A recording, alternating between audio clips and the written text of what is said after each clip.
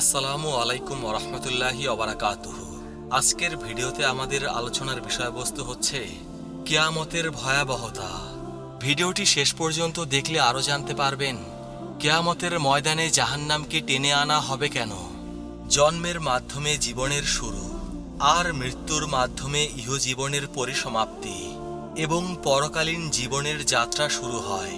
কবর জীবনের পরে মানুষ কিয়ামতে পার্থিব জীবনের কর্মের হিসাব দিয়ে অনন্ত জীবনে সুখ শান্তি কিংবা আযাব শাস্তি লাভ করবে।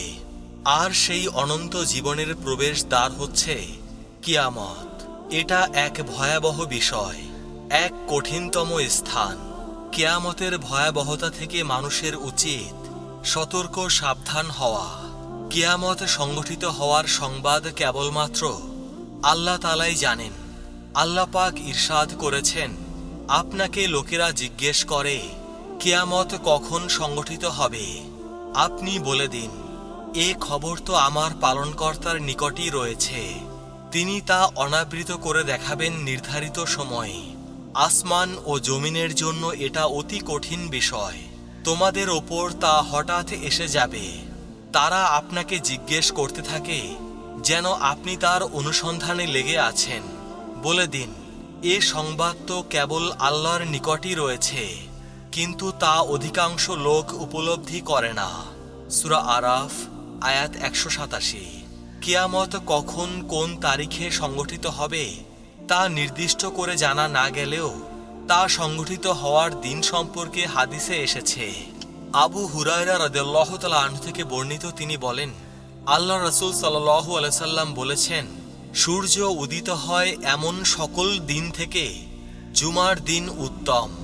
এ দিনে আদম আলাইহিসসালামকে সৃষ্টি করা হয়েছে, এ দিনেই তাকে দুনিয়াতে নামিয়ে দেয়া হয়েছে, এ দিনেই তার তওবা কবুল করা হয়েছে, এ দিনেই তিনি মৃত্যুবরণ করেছেন এবং এ দিনেই কিয়ামত সংগঠিত হবে। কিয়ামত সংগঠিত হওয়ার ভয়ে জুমার দিন ফজর হতে সূর্যোদয় পর্যন্ত জিন ও মানুষ ব্যতীত সকল প্রাণী চিৎকার করতে থাকে। জুমার দিন এমন একটা সময় আছে, যদি কোনো মুসলমান সালাতরত অবস্থায় তার নাগাল পায় এবং আল্লাহর নিকট কিছু চায়, তাহলে নিশ্চয়ই আল্লাহ তাকে তা দান করবেন। এই হাদিস থেকে স্পষ্টভাবে প্রমাণিত হয় যে কিয়ামত জুমার দিনেই সংগঠিত হবে। এছাড়া কিয়ামত সংগঠিত হওয়ার পূর্বে কিছু নিদর্শন প্রকাশিত হবে। এই সকল নিদর্শন প্রকাশিত হওয়ার পর কিয়ামত সংগঠিত হবে। প্রখ্যাত সাহাবী হুযায়ফা রাদিয়াল্লাহু তাআলা আনহু বলেন, একদা আমরা পরস্পর কিয়ামত সম্পর্কে আলোচনা করছিলাম। এমন সময় রাসূল পাক সাল্লাল্লাহু আলাইহি সাল্লাম আমাদের নিকট এসে জিজ্ঞেস করলেন, তোমরা কি বিষয়ে আলোচনা করছো? আমরা বললাম, কিয়ামত সম্পর্কে আলোচনা করছি। তখন নবী করিম সাল্লাল্লাহু আলাইহি সাল্লাম বললেন, 10টি নিদর্শন না আসা পর্যন্ত কিয়ামত সংগঠিত হবে না। আর তা হচ্ছে, 1. ধোঁয়া, যা পূর্ব হতে পশ্চিম প্রান্ত পর্যন্ত এক নাগারে 40 দিন বিস্তৃত থাকবে। 2. দাজ্জাল বের হবে। 3. চতুষ্পদ জন্তু বের হবে। 4. পশ্চিম আকাশ হতে সূর্য উদিত হবে। 5. ঈসা ইবনে মারিয়াম আকাশ হতে অবতরণ করবেন। 6. ইয়াজুজ মাজুজ বের হবে। 7. পূর্বাঞ্চলে ভূমিধস হবে। 8. পশ্চিম অঞ্চলে ভূমিধস হবে। 9. আরব উপদ্বীপে ভূমিধস হবে। 10. সবশেষে ইয়ামান হতে এমন এক আগুন বের হবে যা মানুষকে তাড়িয়ে একটি সমবেত হওয়ার স্থানে নিয়ে যাবে। অপর এক বর্ণনায় আছে, আদনের অভ্যন্তর হতে আগুন বের হবে যা মানুষকে সমবেত হওয়ার স্থানের দিকে তাড়িয়ে নিয়ে যাবে। অপর এক বর্ণনায় 10ম লক্ষণ সম্পর্কে বলা হয়েছে, এমন বাতাস প্রবাহিত হবে যে বাতাস কাফেরদের নিক্ষেপ করবে। আর বিশেষ করে কিয়ামত তখনই সংগঠিত হবে যখন জমিনে আল্লাহ বলার কোনো মানুষ থাকবে না, যখন মানুষ আল্লাহ তাআলাকে স্মরণ করবে না, তার দাসত্ব করবে না, তখনই কিয়ামত সংগঠিত হবে। কারণ আল্লাহর জিকির ও ইবাদত হচ্ছে দুনিয়ার স্থায়িত্বের প্রমাণ। আল্লাহ তাআলা দুনিয়ার মধ্য থেকে নেক আমলকারী ব্যক্তি ও সৎ ঈমানদার ব্যক্তিদের উঠিয়ে নেবেন এবং খারাপ ও নিকৃষ্ট মানুষের ওপর কিয়ামত সংগঠিত করবেন। কিয়ামতের সময় আসমান ও জমিনে যা কিছু আছে মহান আল্লাহ নিমিষেই সবকিছু ধ্বংস করে দেবেন। আল্লাহ পাক ইরশাদ করেছেন, যখন সূর্যকে গুটিয়ে ফেলা হবে তখন তারকাগুলি বিচ্ছিন্ন হয়ে অন্ধকারাচ্ছন্ন হয়ে যাবে। যখন পর্বতসমূহকে চলমান করে দেয়া হবে, যখন 10 মাসের গর্ভবতী উটনীগুলি ছেড়ে দেয়া হবে, যখন বন্য জন্তুগুলোকে চারদিক হতে গুটিয়ে একত্রিত করা হবে, যখন সমুদ্র সমূহে আগুন লাগিয়ে দেয়া হবে। সূরা তাকভীর আয়াত 1 থেকে 6। এই আয়াতগুলোতে কিয়ামত সংঘটিত হওয়ার সময়ের এক বাস্তব ভয়াবহ চিত্র ফুটে উঠেছে। আর সেজন্যই আল্লাহ রাসূল সাল্লাল্লাহু আলাইহি সাল্লাম বলেছেন, যে ব্যক্তি স্বচক্ষে কিয়ামতের বিভীষিকাময় দৃশ্য দেখতে চায় সে যেন সূরা ইনশিরাক, তাকভীর ও ইনফিতার তিলাওয়াত করে। আল্লাহ পাক ইরশাদ করেছেন, যখন আকাশসমূহ ফেটে যাবে, যখন তারকাসমূহ বিক্ষিপ্ত হয়ে পড়বে, যখন সমুদ্রগুলো উদ্বেলিত হবে, যখন কবর সমূহকে খুলে দেয়া হবে, যখন প্রত্যেক ব্যক্তি তার আগের ও পরের কৃতকর্ম জানতে পারবে। সূরা ইনফিতার আয়াত 1 থেকে 5। আল্লাহ পাক আরও ইরশাদ করেছেন, যখন আসমান বিদীর্ণ হবে এবং নিজ প্রতিপালকের আদেশ পালন করবে, আর এটাই তার যথার্থ করণীয়, যখন পৃথিবীকে সম্প্রসারিত করা হবে এবং তার মধ্যে যা কিছু আছে সব বের করে দিয়ে শূন্য হয়ে যাবে, এভাবে সে নিজ প্রতিপালকের আদেশ পালন করবে, আর এটাই তার যথার্থ করণীয়। সূরা ইনশিকাক আয়াত 1 থেকে 5। এই সূরাগুলির আয়াতে মহান আল্লাহ কিয়ামতের বিভীষিকাময় দৃশ্য তুলে ধরেছেন। কিয়ামতের মাঠের অবস্থা হবে অত্যন্ত জটিল ও কঠিন। কিয়ামতের মাঠে সবাইকে একত্রিত করা হবে। সূরা আনআম আয়াত 22। সেদিন কোনো বান্দাকে ছেড়ে দেওয়া হবে না। কিয়ামতের মাঠের অবস্থা সম্পর্কে হাদিসে এসেছে, আয়েশা রাদিয়াল্লাহু তাআলা আনহা হতে বর্ণিত, তিনি বলেন, আমি রাসূলুল্লাহ সাল্লাল্লাহু আলাইহি সাল্লামকে বলতে শুনেছি, কিয়ামতের দিন মানুষকে নগ্ন পদে, নগ্ন দেহে ও খাতনাবিহীন অবস্থায় সমবেত করা হবে।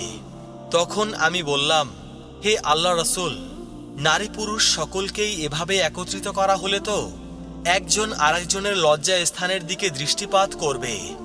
আল্লাহ রাসূল সাল্লাল্লাহু আলাইহি সাল্লাম উত্তরে বললেন, হে আয়েশা, সেই সময়টা এতই ভয়াবহ হবে যে কেউ কারো প্রতি দৃষ্টি দেওয়ার অবকাশই পাবে না। অপর এক হাদিসে এসেছে, আল্লাহ রাসূল সাল্লাল্লাহু আলাইহি সাল্লাম ইরশাদ করেছেন, কিয়ামতের দিন সমস্ত মানুষ ঘর্মাক্ত হয়ে পড়বে, এমনকি তাদের ঘাম জমিনের 70 গজ পর্যন্ত ছড়িয়ে যাবে। ঘাম তাদের লাগামে পরিণত হবে, এমনকি ঘাম তাদের কান পর্যন্ত পৌঁছে যাবে। কিয়ামতের দিন সূর্যকে মানুষের নিকটে নিয়ে আসা হবে। সূর্যের তাপে মানুষের গায়ের ঘাম মাটিতে ছড়িয়ে পড়বে, এমনকি যারা কাফির পাপী তারা ঘামে হাবুডুবু খাবে। কিয়ামতের মাঠে বিচারের দিনে বিশাল জাহান্নামকে ফেরেশতাগণ টেনে নিয়ে আসবেন। এই মর্মে হাদিসে এসেছে, আব্দুল্লাহ ইবনে মাসউদ রাদিয়াল্লাহু তাআলা আনহু হতে বর্ণিত, তিনি বলেন, আল্লাহ রাসূল সাল্লাল্লাহু আলাইহি সাল্লাম বলেছেন, কিয়ামতের দিন জাহান্নামকে এমন অবস্থায় টেনে নিয়ে আসা হবে যে তার 70,000 লাগাম হবে এবং প্রতিটি লাগামের সাথে 70,000 ফেরেশতা থাকবে। তারা জাহান্নামকে টেনে হিঁচড়ে বিচারের মাঠে উপস্থিত করবেন। প্রকৃতপক্ষে কিয়ামতের মাঠ হবে অত্যন্ত ভয়ানক এবং কঠিন। কাফেরদের জন্য কিয়ামতের মাঠ হবে অতীব কঠিন ও জটিল জায়গা। মহান আল্লাহ তাআলা কাফেরদের অবস্থা সম্পর্কে ইরশাদ করেন, নিশ্চয়ই যারা কাফের, যদি তাদের কাছে পৃথিবীর সমুদয় সম্পদ এবং তৎসহ আরও তদনুরূপ সম্পদ থাকে আর এগুলোর বিনিময় দিয়ে কিয়ামতের শাস্তি থেকে পরিত্রাণ পেতে চায়, তবুও তাদের কাছ থেকে তা গ্রহণ করা হবে না। তাদের জন্য রয়েছে যন্ত্রণাদায়ক শাস্তি। সূরা মায়েদা আয়াত 36। মহান আল্লাহ রাব্বুল আলামিন ইরশাদ করেছেন, যেদিন কিয়ামত সংগঠিত হবে সেদিন অপরাধীরা হতাশ হয়ে যাবে, তাদের দেবতাগুলোর মধ্যে কেউ তাদের জন্য সুপারিশ করবে না এবং তারা তাদের দেবতাকে অস্বীকার করবে। কিয়ামতের মাঠে কাফেরদের অবস্থা এতই কঠিন হবে যে তাদেরকে আল্লাহ পায়ের দ্বারা না হাঁটিয়ে মুখের দ্বারা হাঁটাবেন। হাদিসে এসেছে, আনাস ইবনে মালিক রাদিয়াল্লাহু তাআলা আনহু হতে বর্ণিত, একদা একজন ব্যক্তি বলল, হে আল্লাহর রাসূল, কিয়ামতের দিন কাফেরদেরকে কিভাবে মুখের মাধ্যমে হাঁটিয়ে একত্রিত করা হবে? নবী করিম সাল্লাল্লাহু আলাইহি সাল্লাম বললেন, যিনি দুনিয়াতে মানুষকে পায়ের মাধ্যমে চালাতে সক্ষম, তিনি কি কিয়ামতের দিন তাকে মুখের মাধ্যমে চালাতে সক্ষম হবেন না? কাতাদা রহমতুল্লাহি আলাই বলেন, আমাদের রবের কসম, তিনি তা করতে সক্ষম। কিয়ামতের মাঠে এ এক আশ্চর্য দৃশ্য। তখন কাফেররা মুখের মাধ্যমে চলাচল করবে। যারা মুমিন তারা সব জায়গায় নাজাত পাবে। এমনকি কিয়ামতের মাঠেও তাদের নাজাতের ব্যবস্থা করা হবে। আর যে সকল মুমিন কিয়ামতের মাঠে নাজাত পাবে তাদের সম্পর্কে হাদিসে এসেছে, আবু হুরায়রা রাদিয়াল্লাহু তাআলা আনহু হতে বর্ণিত, তিনি বলেন, আল্লাহ রাসূল সাল্লাল্লাহু আলাইহি সাল্লাম বলেছেন, 7 শ্রেণীর লোককে আল্লাহ তার আরশের ছায়াতলে আশ্রয় দেবেন। সেদিন তার ছায়া ছাড়া আর কোনো ছায়া থাকবে না। 1. ন্যায়পরায়ণ শাসক। 2. সেই যুবক যে আল্লাহর ইবাদতে বড় হয়েছে। 3. ওই ব্যক্তি যার অন্তর সর্বদা মসজিদের সাথে ঝুলন্ত থাকে, সেখান থেকে বের হয়ে আসার পর তথায় ফিরে না যাওয়া পর্যন্ত। 4. এমন 2 ব্যক্তি যারা আল্লাহর ওয়াস্তে পরস্পরকে ভালোবাসে, আল্লাহর ওয়াস্তে মিলিত হয় এবং আল্লাহর জন্যই পৃথক হয়ে যায়। 5. এমন ব্যক্তি যে নির্জনে আল্লাহকে স্মরণ করে আর তার 2 চোখ দিয়ে অশ্রু গড়িয়ে পড়ে। 6. এমন ব্যক্তি যাকে কোনো সম্ভ্রান্ত সুন্দরী নারী ব্যভিচারের জন্য আহ্বান করে আর সে বলে, আমি আল্লাহকে ভয় করি। এবং 7. সেই ব্যক্তি যে গোপনে দান করে, এমনকি তার বাম হাত জানতে পারে না তার ডান হাত কি দান করে। এই হাদিস দ্বারা প্রতীয়মান হয় যে কিয়ামতের মাঠে যখন কোনো ছায়া থাকবে না, তখন আল্লাহ তাআলা 7 শ্রেণীর মুমিন লোককে বিশেষ ছায়া দান করবেন। এক কথায় কিয়ামতের মাঠ হবে কঠিন এবং ভয়াবহ। আর এই কঠিন ও ভয়াবহ অবস্থা থেকে নাজাত পাবে একমাত্র আল্লাহভীরু মুমিন বান্দাগণ। পরিশেষে বলা যায় যে আমরা যদি সকল মতবাদ ও তরিকা ছেড়ে পবিত্র কোরআন ও সহিহ হাদিসের আলোকে নিজেদের সার্বিক জীবন গঠন করি, তাহলে কিয়ামতের মাঠের ভয়াবহতা ও কঠিন আযাব থেকে পরিত্রাণ পেয়ে আল্লাহর আরশের নিচে স্থান পাব ইনশাআল্লাহ। অন্যথায় কিয়ামতের সেই কঠিন আযাব থেকে মুক্তি পাব না। অতএব আসুন পবিত্র কুরআন ও সহিহ হাদিসের আলোকে জীবন গঠন করে কিয়ামতের ভয়াবহ আযাব থেকে পরিত্রাণ লাভ করি। আল্লাহ আমাদেরকে তাওফিক দান করুন। সবাই কমেন্টে লিখব আমিন। প্রিয় মুসলমান ভাই ও বোনেরা, আজকের ভিডিও এ পর্যন্তই। সবাই ভালো থাকবেন। আল্লাহ রাব্বুল আলামিন আমাদের সবাইকে হিদায়াত দান করুন। আমিন।